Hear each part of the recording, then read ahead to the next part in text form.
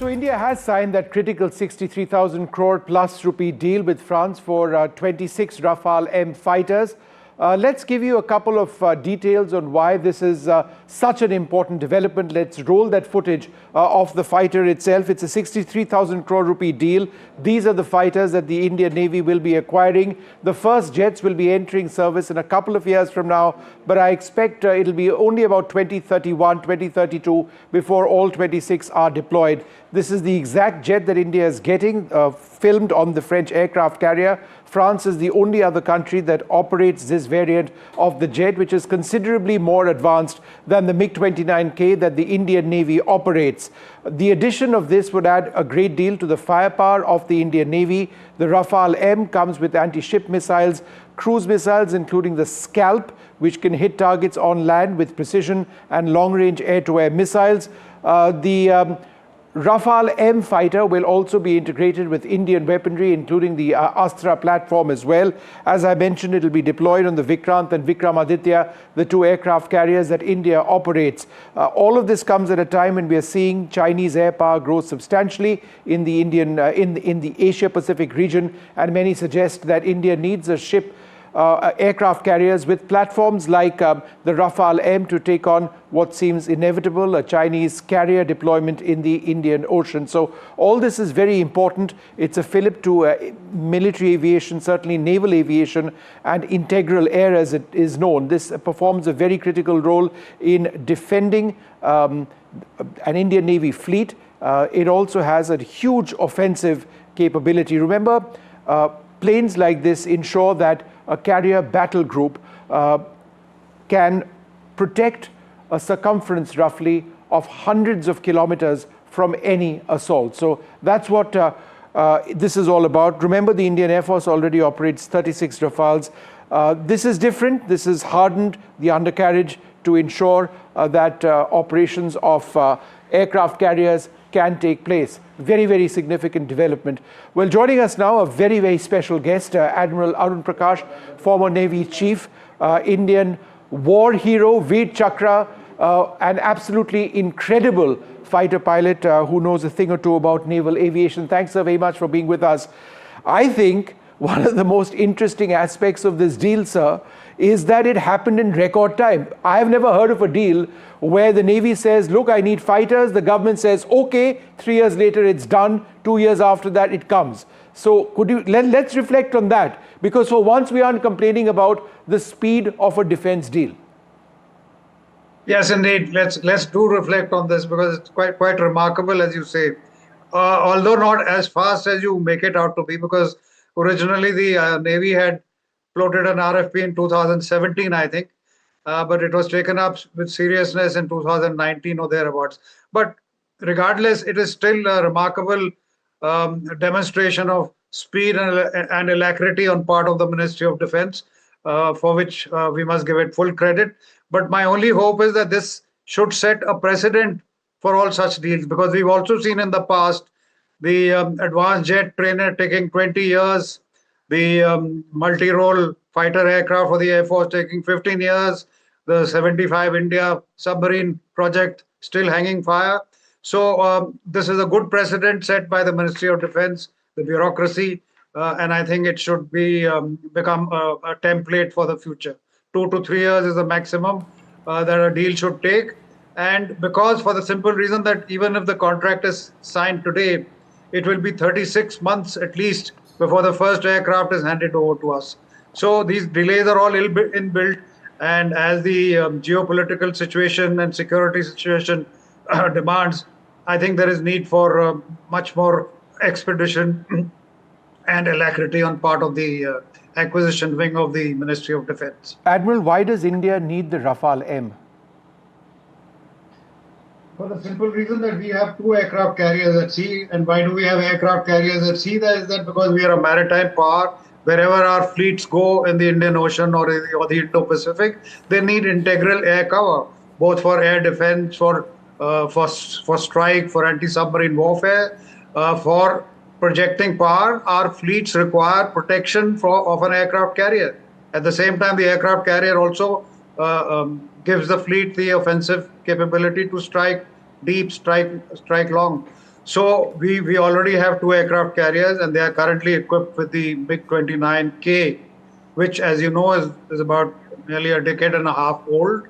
It's getting on. It's of Russian origin.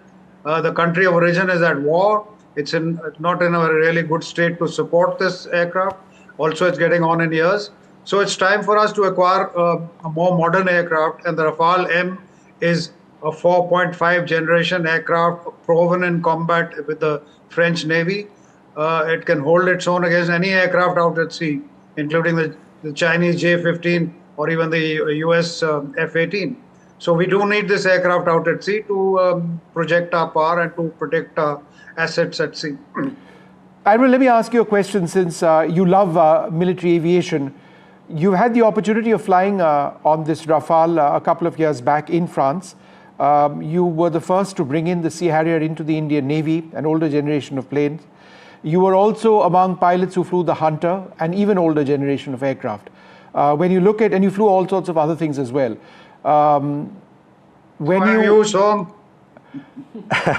So could you just, I mean, over decades, how has this aircraft completely altered the face of naval aviation from a fighter aircraft standpoint? Well, let me tell you my experience in the Rafale. This is not few years, 20 years back, 2005. I went up in a Rafale with this, put up another aircraft as an adversary.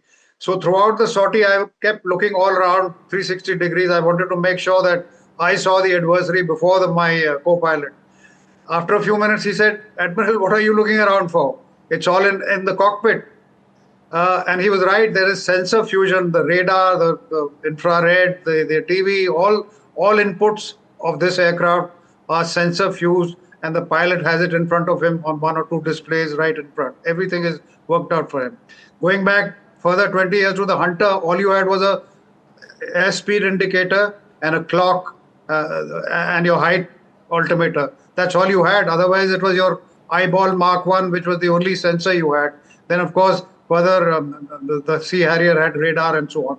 But the Rafale-M is, I think, possibly the ultimate as it stands, unless you go for better aircraft like the F-35 and so on. It is the ultimate in sensor fusion. It's got an ISA, electronically eraser radar. It's got the SCALP missile, as you said. It's got the Meteor, which can match anything in the subcontinent. It's got the Exocet anti-shipping missile. It's got an electronic warfare suite. So it has everything that a pilot would need within his reach of his hand on stick and throttle. It's called HOTAS. So it's the ultimate as far as we are concerned. And I think one final question, reliability. That's been something that's been a concern for the Indian Navy with the MiG-29K. They've improved that over a period of time. But I think particularly given how harsh carrier aviation is on the airframes of these aircraft, if you have a high percentage of aircraft available for operations, it obviously means that you're a much more capable force. And this plane ensures that takes place, right? Yes, I mean, French technology, aviation technology, in my experience, is extremely reliable.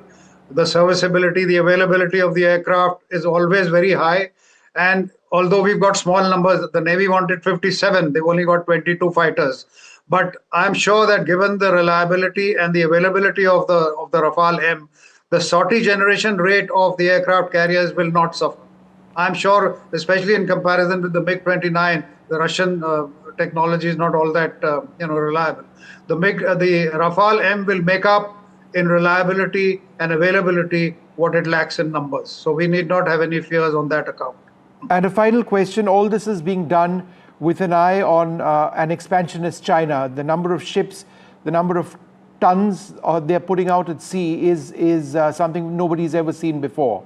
And therefore, it appears to be just a matter of time before a carrier battle group of the Chinese appears in the Indian Ocean. So this is futuristic in that we don't face that threat now, we can face it in the future. That's my sense. Yes, it's bound to happen, because if the Chinese are showing they've been showing their maritime presence, their submarines, their surface ships, destroyers, frigates have been coming in these waters with increasing frequency. And once they have an aircraft carrier to spare, or once the Taiwan issue is resolved one way or the other, there is more than likely that they will have a carrier task force in the Indian Ocean or in our waters.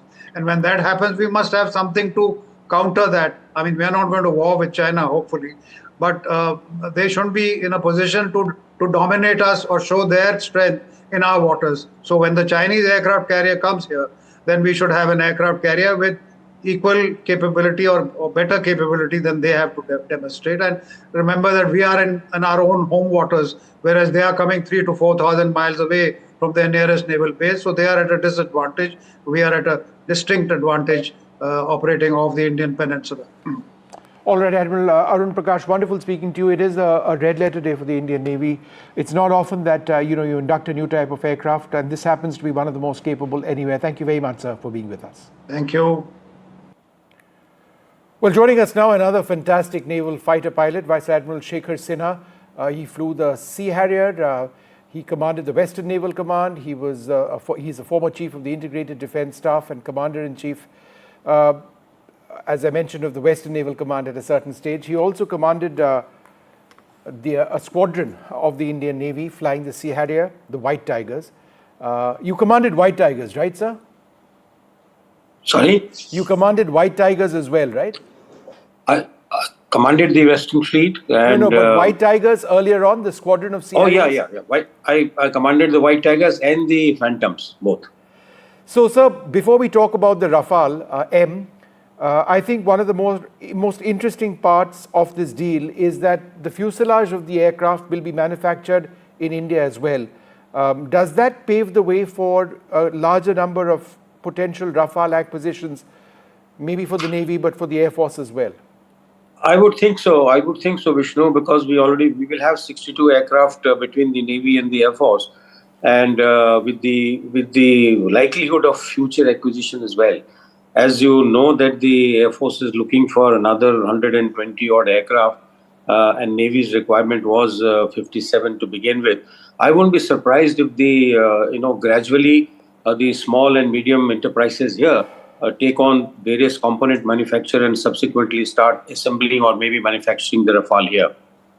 So that would be a huge step up. The other thing which I found interesting is that Indian weapons will be integrated with this platform. I think that is a testament to the confidence we increasingly have in, for example, air-to-air missiles and the like, that they are world-class and we want our weapons on this imported plane. Yeah, it must be, because, if you have to have interoperability and commonality with the Indian Air Force Rafales, it is important that when we fly in one formation, we should have a very identical weapon systems, except for the ones which are very specific to the Navy for a maritime strike or maybe a maritime usage. But I think it's also, I must say that, hats off to the French who have permitted you to access their IPR codes so that you can get into their electrical system and get the power supplies available for your type of weapons. Because, the Americans are very hesitant in doing this. I remember, one deal having fallen through where I was doing the PNC on just this account, that they didn't want to share their codes so that we could match our EW system with the aircraft. How capable is the Rafale-M? Well, I think at the moment in our inventory, whatever aircraft we have, it is the most capable. It's a 4.5 generation, as Admiral Arun Prakash just mentioned. We don't have a 5th generation, and I think it's only the F-35 technology and beyond which is probably shade better. But when the Rafale was inducted, I had embarked the Charles de Gaulle. She came on a first outing outing from France. And I went into the cockpit. I was Fleet Operation Officer of the Western Fleet. And, the whole cockpit was so well instrumented. Everything was pre-programmed in a cassette. And all the strikes that they did into Afghanistan was on a cassette-controlled, well-programmed system where the pilot was only monitoring whether it is doing the right thing or not. So I think I'm talking about, 2003, 2004, or 2002, 2003. And now we are already into, they must have gone well ahead of this technology now. Admiral Sinha, if the Rafale-M were in service with us today, and in the context of the tensions which we face with Pakistan, how would it have been an additional force multiplier out in the Arabian Sea? Better than what we have presently? Quite a lot, Vishnu. I've been a great proponent of, the sea power and maritime air power. I think the flexibility of shifting the area of battle, shifting the whole scenario, whole theater of warfare, only the aircraft carriers can do. Let us say the pressure on our Western Front is little more, where our army or the Air Force is finding it a little tough going. Carrier with this, aircraft can always open a new battlefield and withdraw, and they force the Pakistani to withdraw their forces from their eastern front to their western front, and that will give us a little breathing time. And sir, we also have our own plans for a twin-engine deck-based fighter, the TEDBF, as it were. It would be based on the LCA Mark II technology, but considerably evolved. Do you see that supplementing the Rafale-M in the future?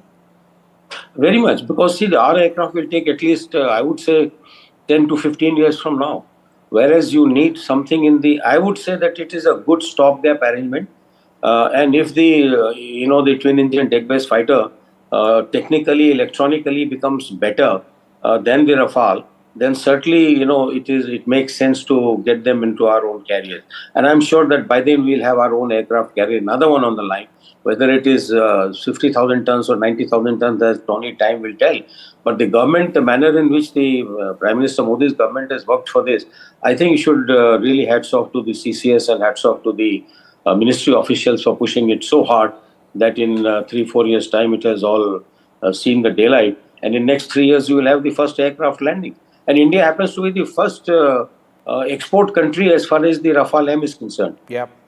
Admiral, how would you respond to those who say that the Rafale-M, when it enters service, might be dated technology-wise because it's not a stealth platform?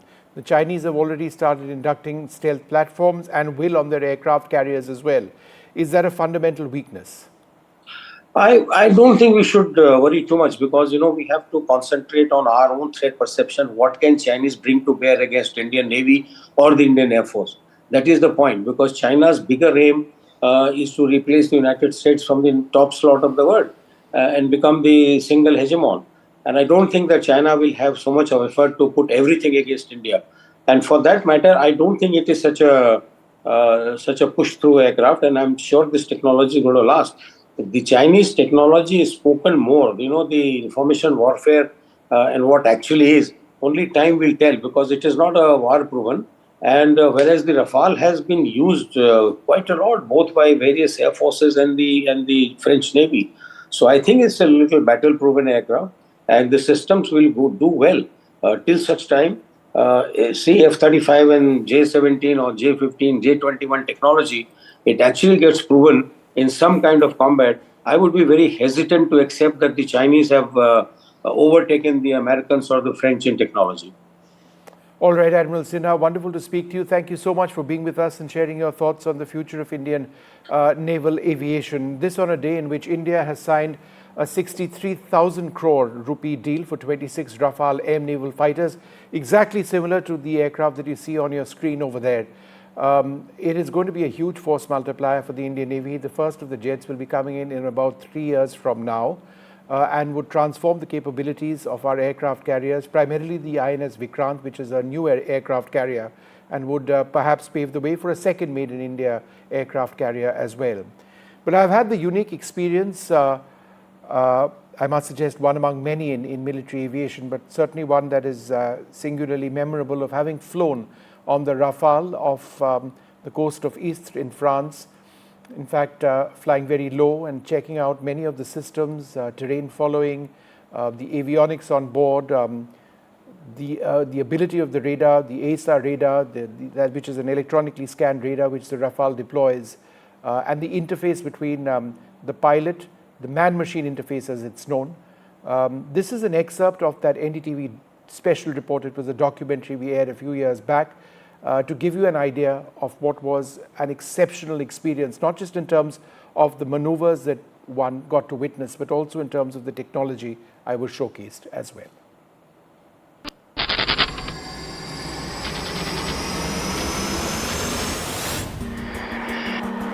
You ready? Yep. Ready, bomber AG? Ready.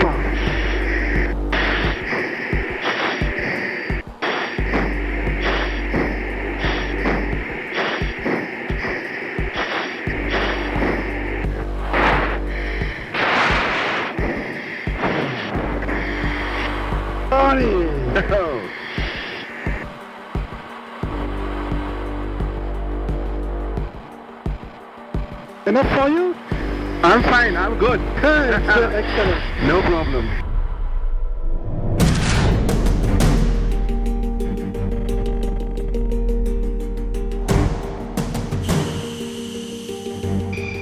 This is the jet I've been flying.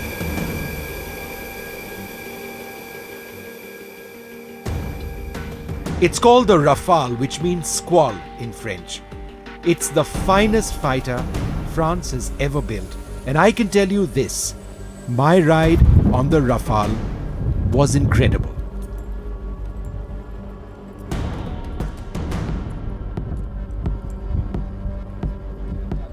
Not just for the Top Gun style maneuvering we did, and we did a lot of that, but also because of the breathtaking array of aviation technology I got a first-hand glimpse of. 3, 2, 1, stop.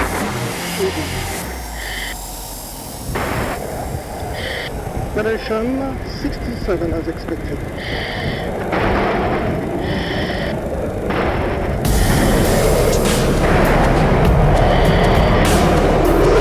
Okay, 1 more, stop. 1.5. Yep. And we stop at 5,000. Okay.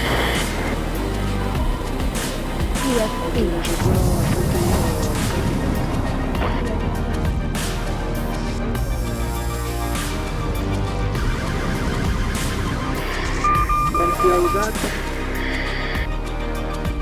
Good. Now we turn left to the attack heading. Yeah. And the system tells me to go to attack. Okay. I stay autopilot because we are very low and Very the low. autopilot is much safer than me, even, even if I'm a pilot.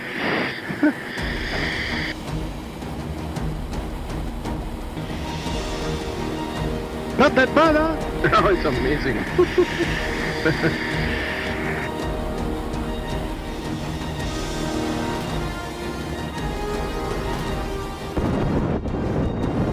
Minutes later, a Mirage 2000 forms up with us. This is the present and the future of French military aviation flying together. The Mirage remains a very capable jet, but the Rafale is streets ahead in every aspect. It lifts more weaponry, has a more powerful radar, flies longer to greater ranges, and has a cockpit interface at the cutting edge of military aviation. Okay, Vishnu, I suggest you take the aircraft. Okay. It's all manual now, you have. Okay. And you climb to 15,000. I select for you. Okay, climb to 15,000? Yes, yes. Okay. So you put engine on. You see the climb angle is around 20 degrees in max dry. Yeah. Ah, yes. I go to standard. Good. Okay, I have controls. Yep. I will just show you the low speed. Okay.